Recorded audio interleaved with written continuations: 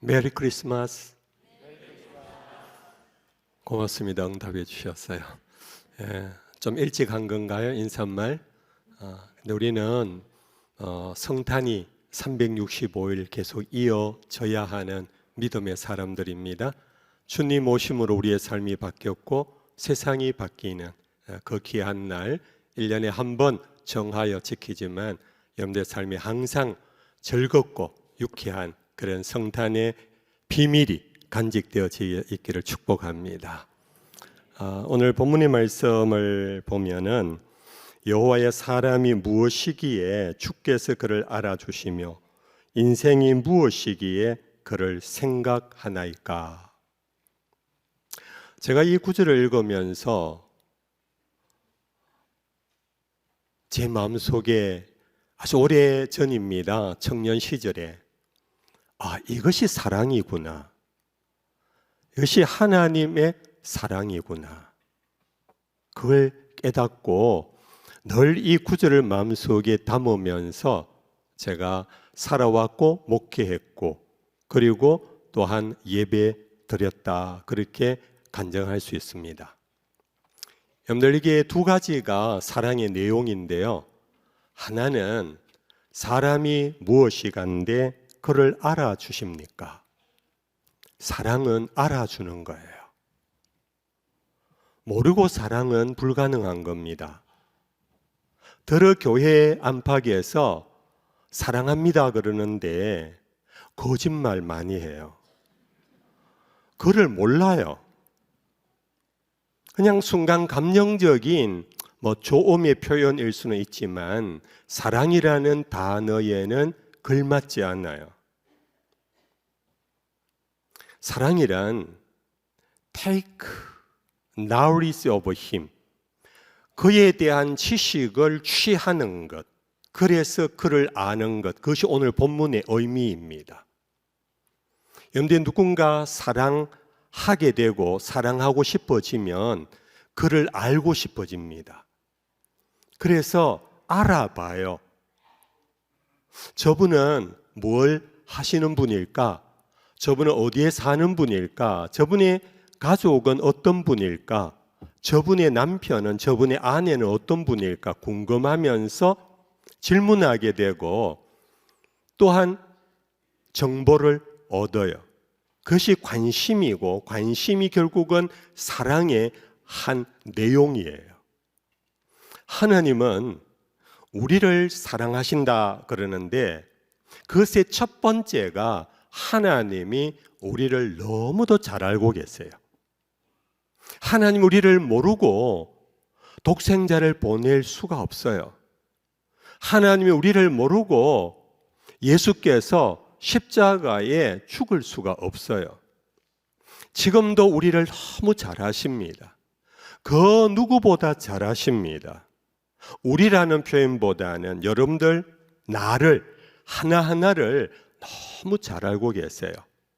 나에게 과거에 있었던 일뿐 아니라 지금의 일과 미래의 일까지도 우리 하나님은 우리의 걸음걸이를 바라보시면서 우리에 대한 지식을 축적해 가세요. 그리고 두 번째는 인생이 무엇이길래 그를 생각하십니까? 사랑은요, 생각하는 거예요. 그를 생각하는 거예요. 그를 마음에 품고 생각하는 거예요.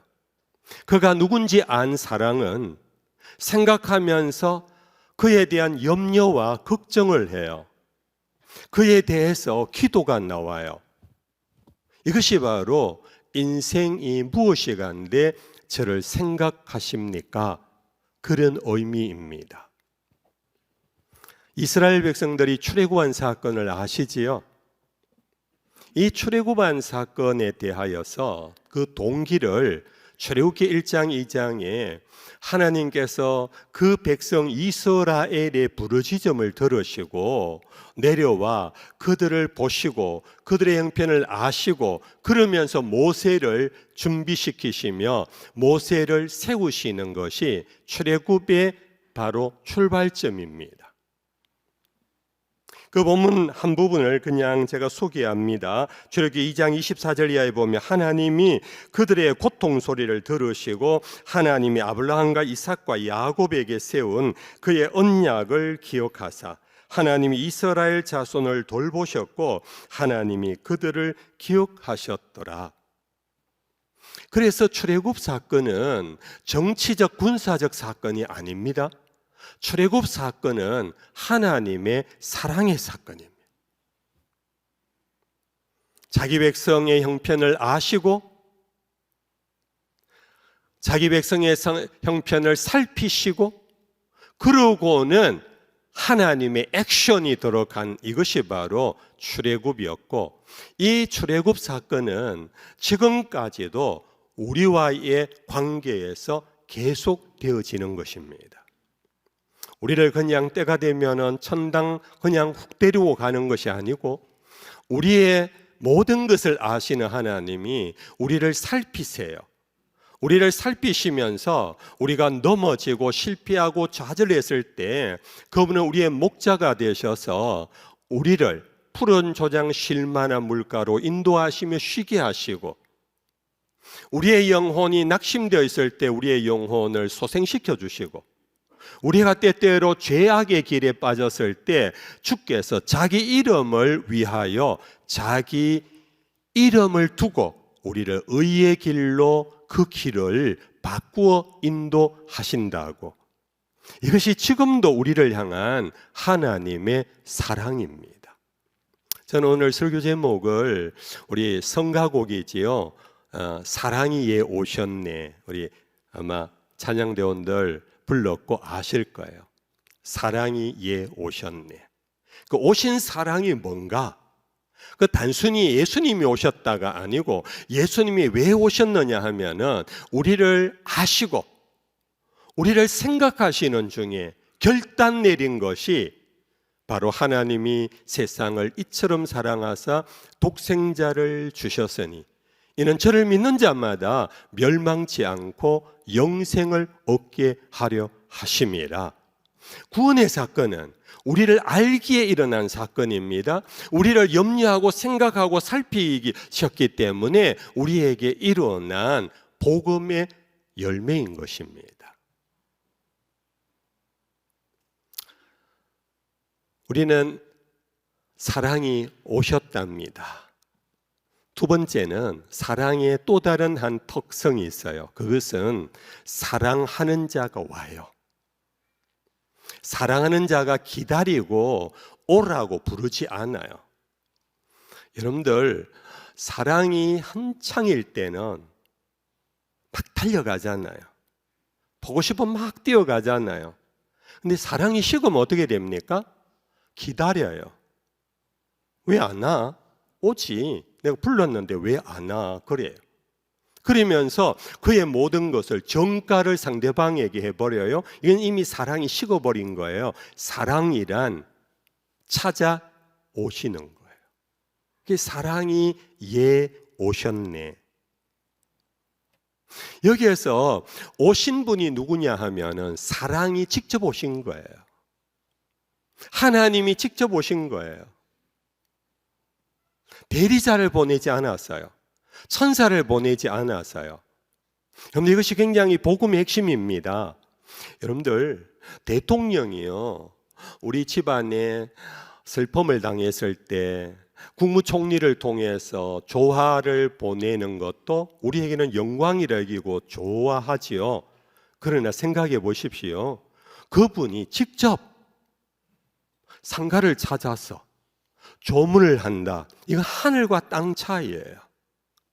사랑이란 선물 보내는 정도가 아니에요.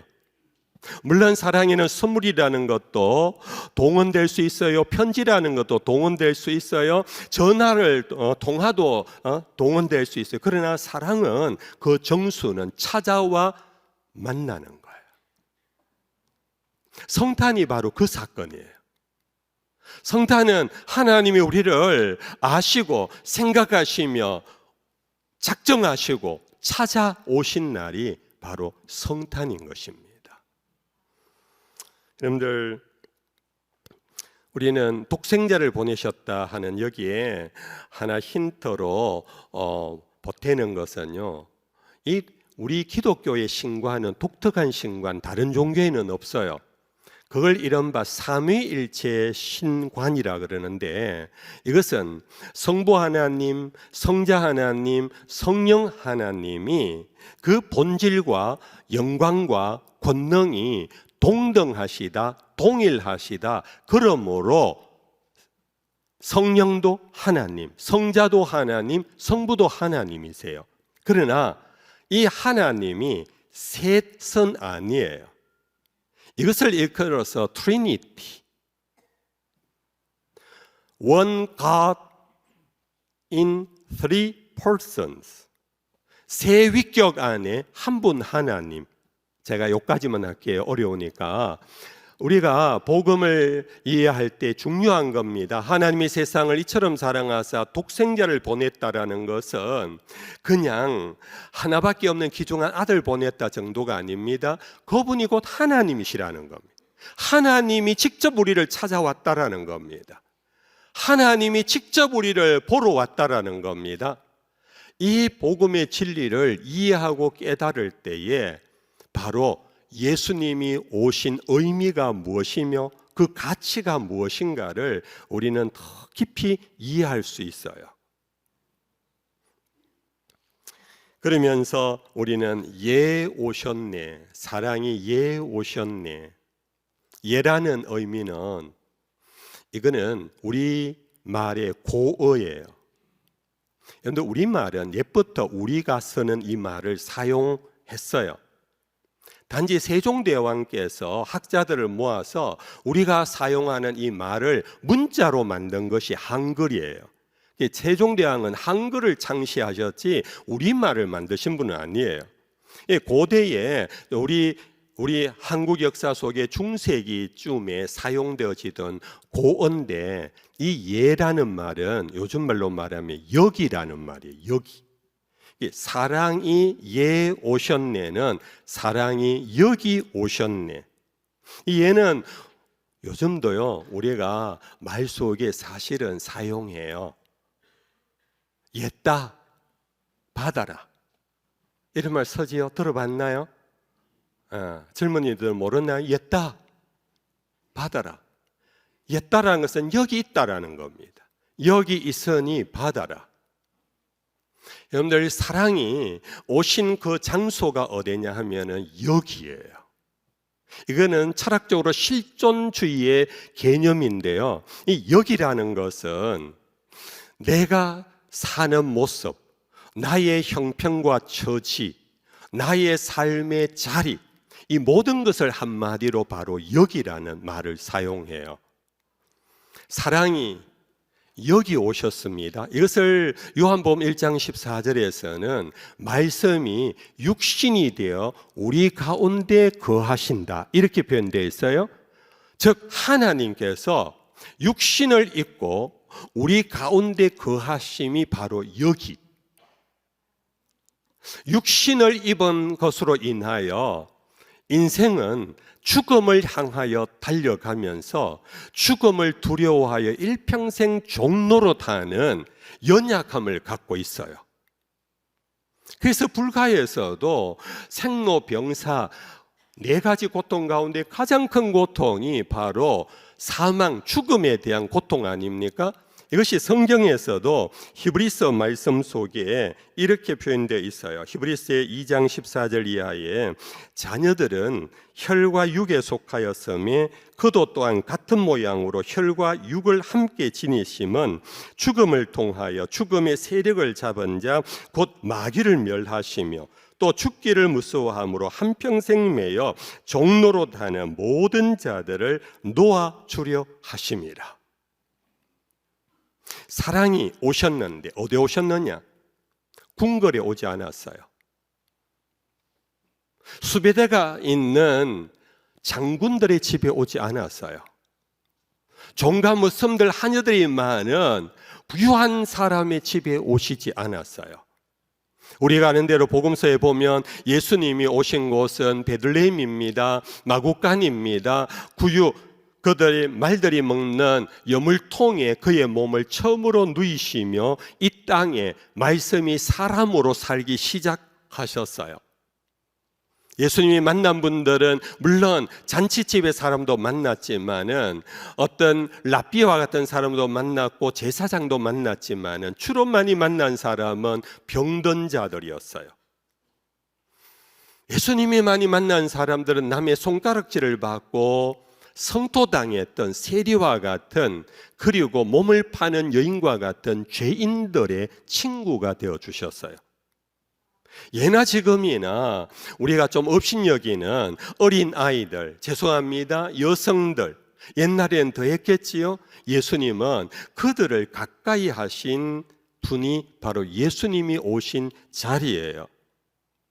이런 것들을 뭉뚱그려서 한마디로 말하면은 바로 사랑이 예 오셨네. 예는 바로 인생의 가장 밑바닥인 땅보다 더 깊은 하네스, 바로 지옥과 같은 땅속 죽음의 자리까지 예수님이 우리를 아시고 살피시며 우리를 구원하시려고 바로 그 죽음의 자리까지 오셨다. 할렐루야. 이게 복음입니다. 저도 이제 나이가 이제 내년 되면 칠순이에요. 그래 안 보이지요? 고맙습니다. 근데요, 이제 칠순을 바라보니까 요즘 기도가요, 하나님 하고 마지막을 두고 기도할 때가 많아요. 어떻게든 마지막 아름답게 갈 수 있도록, 어떻게든 요양원에 가서 자식들에게 근심 걱정 끼치며 오래 고생하지 않도록 이런 기도를 많이 해요. 그런데 그러나 그것보다도 우리 마음속에 죽음에 대한 이해를 가지면 그 모든 것을 이겨낼 수 있는 마음속의 여유를 가져요. 여러분들, 죽음의 자리에 누가 오셨다고요? 하나님이 오셨습니다. 세상의 가장 밑바닥, 가장 고통의 자리, 아무도 들어가지 않으려고 하는 그 자리, 하나님이 사랑이 예 오셨습니다. 할렐루야. 이미 다윗은 그렇게 노래했어요. 여호와는 나의 목자시니 내가 사망의 음침한 골짜기를 다닐지라도 해받음을 두려워하지 않는다. 이유가 뭡니까? 주께서 그곳에도 나와 함께 하십니다. 주의 지팡이와 막대기가 나를 안위하신다. 이 믿음을, 이 사랑에 대한 확신이 있는 우리 교회 어르신들 다 될 수 있기를 축복합니다. 이제 그렇게 사랑이 여기에 찾아오셨는데, 그 찾아온 인간이 누구이길래, 오늘 본문의 다윗은 인간이 누구이기에, 인생이 무엇이기에, 여러분들 사람이 뭔지 아세요? 사람이. 제가요, 구성전에 있을 때 우리 교회가 100주년을 맞이하면서 100주년을 위해서 우리가 예배당이 너무 좁으니까 우리 예배당을 지읍시다 하고 시작해서 3년 어간의 공사를 해서 2009년도에 여기 입당을 했거든요. 이제 그 일과 함께 어느 성도께서 저희에게 그러시더라고요. 목사님, 우리 교회 100주년이 되었는데 목사님 왜 책을 안 만드세요? 100주년 김에 책을 한 권 만드시지요, 이러더라고요. 저는 글 쓰는 재주도 없고 아직 책은 나중에 그 생각입니다. 그러니까 저를 다구치면서 그래도 100주년에 한 권 만드시래요. 그래서 제가 순종하는 마음으로 책을 한 권 사실은 만들었어요. 제목이 사람아 너는 누구냐? 사람아 너는 누구냐? 제가 천권을 뽑아가지고요, 우리 교인들이 그래도 그때는 제가 인기가 있어갖고 많이 사갔어요. 그런데 좀 남은 것을 갖고 제가 갖고 있다가 혹시나 아는 사람이 원하면 한 권씩 나누었는데 제 스스로 제 책을 자랑한 적이 없어요. 이유가 뭐냐? 그리고 그 이후로 저는 다시는 책을 안 써요. 이유가 뭐냐 하면은 제가 살아보니까요, 제가 다 안다고 생각하고 사람아 너는 누구냐 이랬는데 사람이 아주 멀티플 하더라고요. 조석, 아침과 저녁이 다르더라고요. 환하게 웃던 그 얼굴이 순간 무섭더라고요.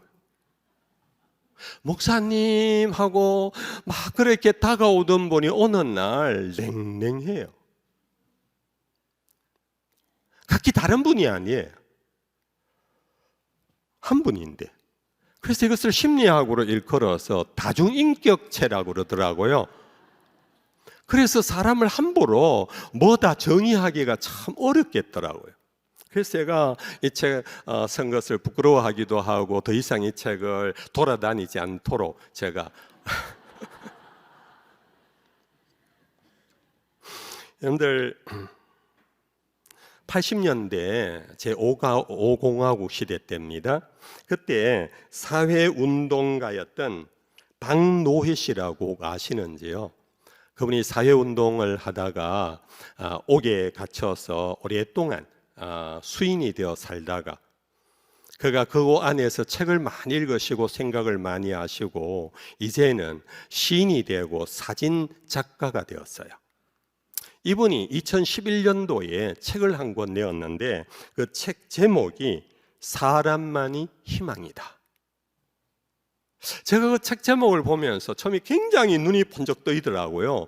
굉장히 긍정적이잖아요. 사람만이 희망이다. 근데 자꾸 그 제목을 보면서 스스로 질문을 던졌어요. 희망 맞나? 희망 맞나?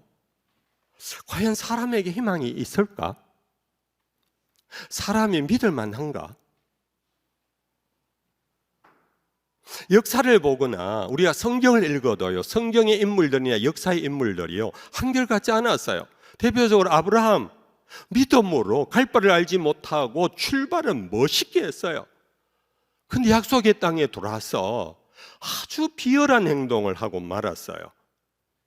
기근을 만나서 먹고 살기 위하여 애굽까지 내려갔다가 애굽의 왕의 눈에 자기 아내가 자꾸 주목거리가 되자 자기가 살고 싶어 갖고 자기 아내를 아내라고 하지도 못한 아주 졸렬한 남자의 모습.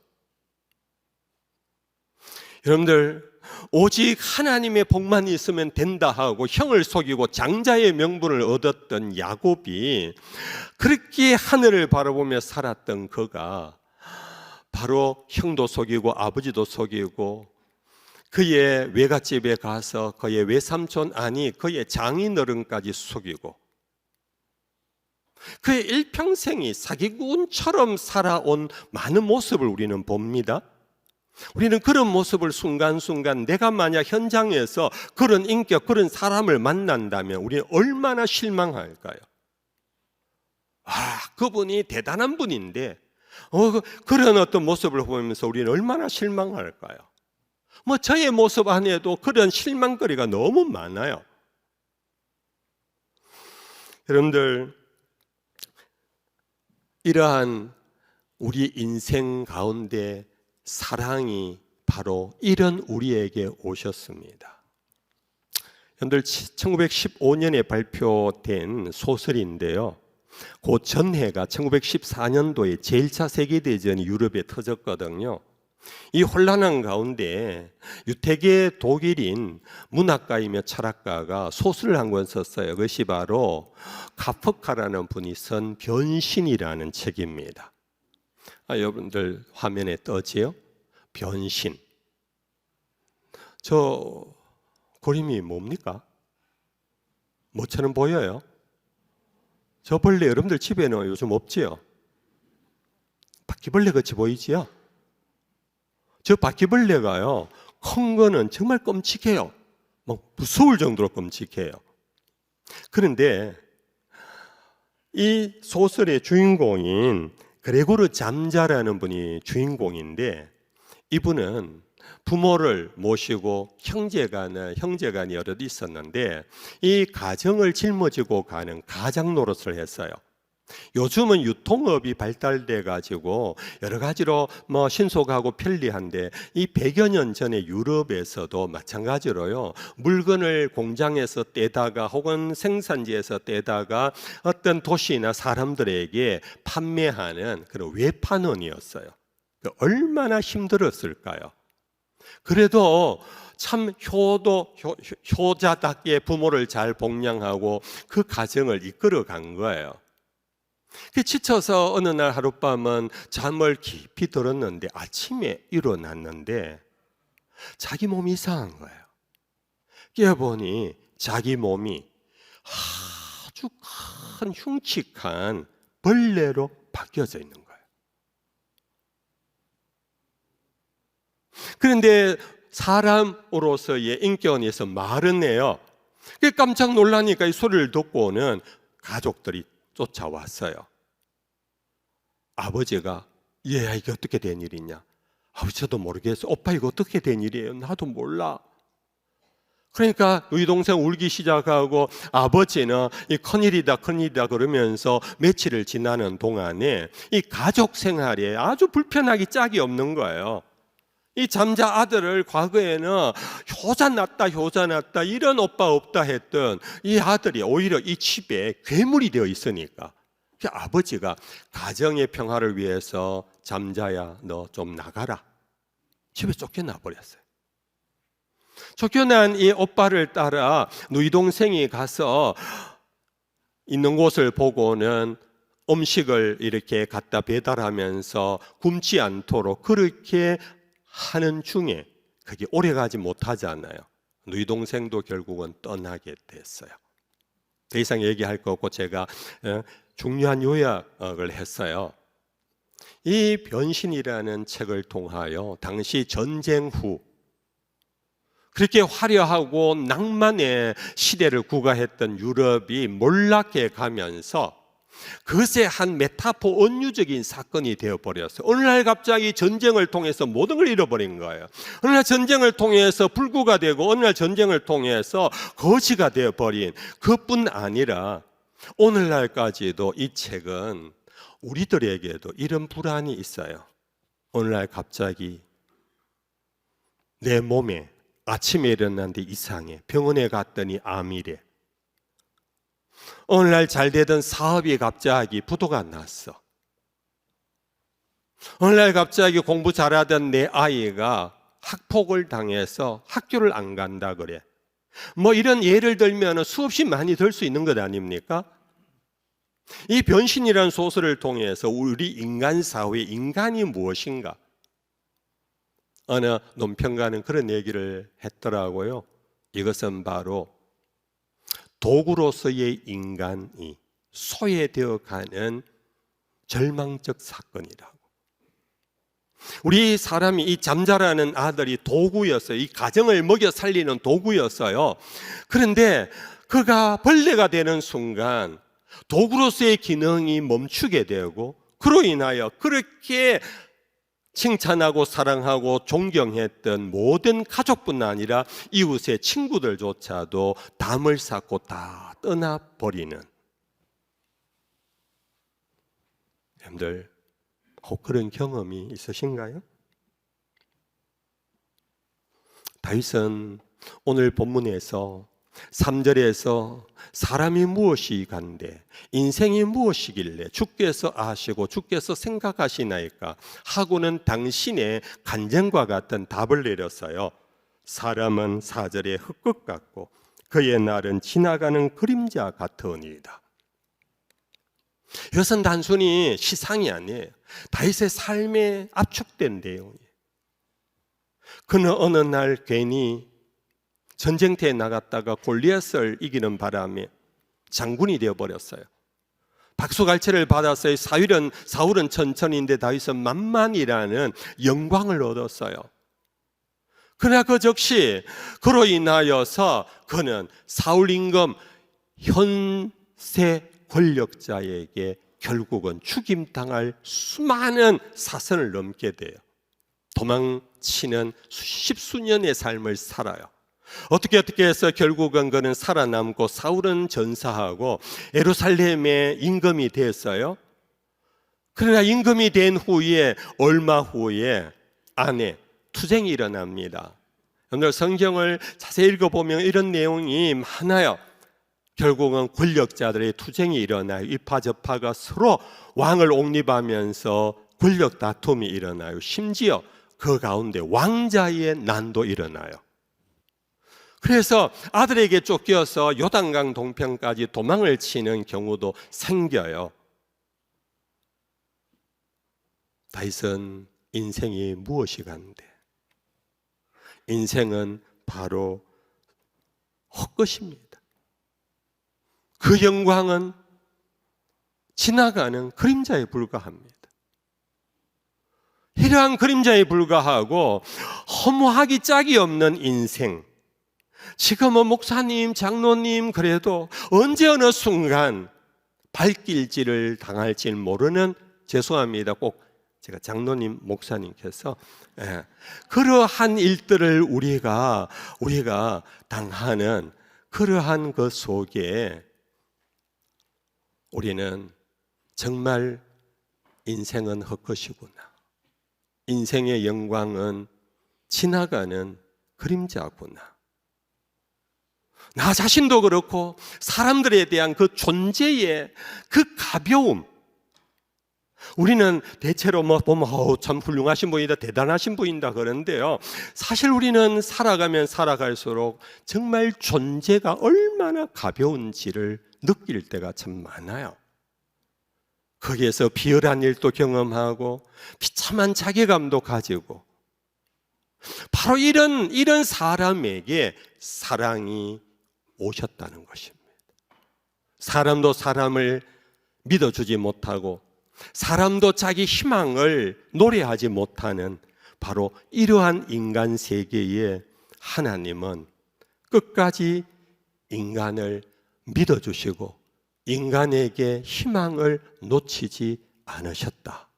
그것이 사랑이 오셨네라는 성가곡의 내용을 제가 좀 풀어간 거예요. 오늘 본문을 그렇게 풀어간 거예요.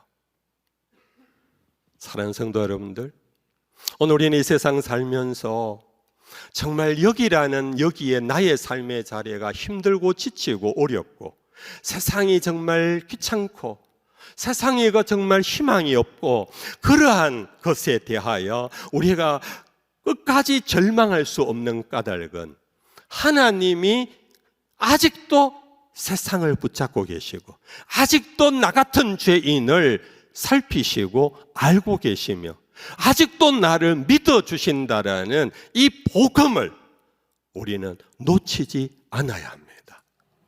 이 복음은 바로 그냥 예수 믿고 죽어 천당이 아니라 오늘 우리의 삶의 실존적인 삶의 자리에 우리가 희망을 가지고 믿음을 일구어가며 서로 사랑하고 이해하고 돕고 서로를 세워갈 수 있는 그 하나의 새로운 전환점, 그것이 바로 사랑이 오셨기 때문인 것입니다. 여러분들, 예수님을 그렇게도 싫어하고 핍박했던 사울이라는 사람이 예수님 죽고 난 다음 예수 믿는 사람들조차도 미워가지고 그 사람들을 체포하여서 옥에 가두려고 달려가던 사울이 다메섹 도상에서 말에서 떨어지고 앞을 보지 못하자 그는 다메섹 어느 거리에, 직가라는 거리에 유대인의 집에 도움을 받아 잠시 유숙하게 됩니다. 그때 바로 이 아나니아라는 그 도시에 예수를 신실하게 믿었던 제자 한 사람을 주의 영이 찾아와서 부르시고, 아나니아야, 내가 지시하는 곳으로 가거라. 그는 나의 택한 그릇이라. 예수께서 자기가 택한 자기의 그릇이래요. 사울이 예수를 부르기도 전에, 사울이 회개도 하기 전에, 사울이 돌이켜서 교회의 일꾼이 되려고 들어오기도 전에 하나님은 그를 아시고 그를 살피시고 사울을 두고 하는 말이 아나니아야 저에게 가서 그를 도우라. 그는 나의 택한 그릇이래요. 여러분들, 바로 우리들 가운데 하나님의 택한 그릇, 사울은 물론 깨어지기 쉬운 질그릇 같은 존재였습니다. 그러나 그는 고백했어요. 이 질그릇 가운데 그리스도를 아는 보배를 가졌은즉 사방으로 우겨삼을 당하여도 사이지 아니하고 답답한 일을 당하여도 내가 낙심치 않는 것은 주께서 질그릇 같은 내 안에 보배이신 주님을 보내셨다. 할렐루야. 여러분들, 베드로가 예수님 죽는다 할 때 그럴 수 없습니다, 주님 죽으면 나 따라가 죽겠습니다 했던 베드로 아시지요? 그러나 그가 백부장의 졸병들에게 붙잡혀서 예수님이 붙잡혀가자 베드로는 무서워서 벌벌 떨면서 뒤쫓아가서 빌라도 법정에서 어느 한 소녀가 이 사람도 저 사람이 한 패거리라 할 때 나 몰라 예수님을 모른다고 했던 사람 맞지요?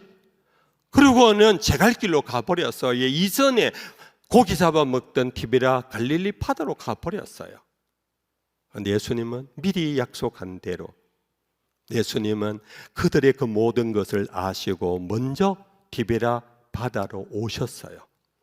거기에서 조반을 준비하시고 밤이 새도록 고기를 잡으려 했지만 잡지 못한 베드로와 그 일행을 부르시고 와서 이 조반을 먹으라고 하셨습니다. 그리고 베드로에게 요한의 아들 시몬아 하고 사랑의 고백을 받기를 원했어요. 네가 날 사랑하느냐? 죄송합니다, 여러분들, 사랑의 고백을 받고 싶은 사람 있잖아요. 우리 젊은 남녀 청춘들이요, 그렇지요?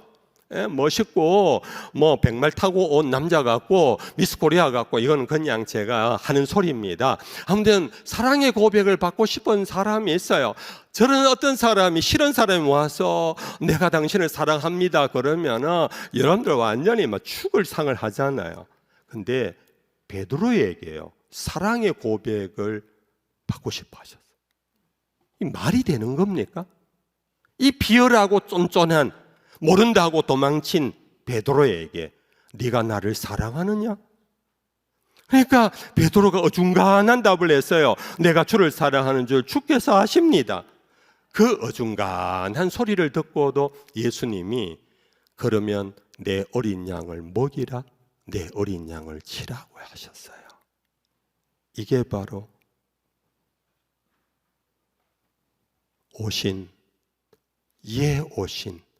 여기에 오신 베드로에게 오신 사울에게 오신 하나님의 찐 사랑의 표상인 것입니다.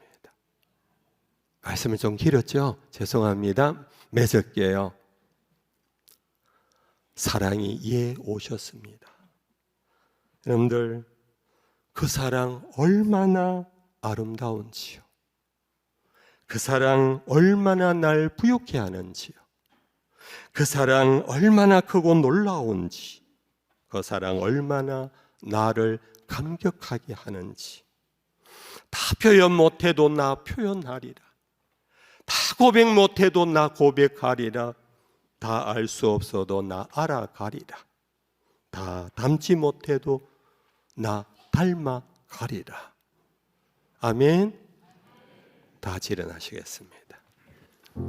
성탄을 바라보며 대림 3주간을 걸어가면서 우리는 우리를 사랑하기 위하여 이곳까지 오신 예수님께 우리의 사랑을 고백합시다. 예수 사랑합니다. 사랑합니다. 온 마음 다하여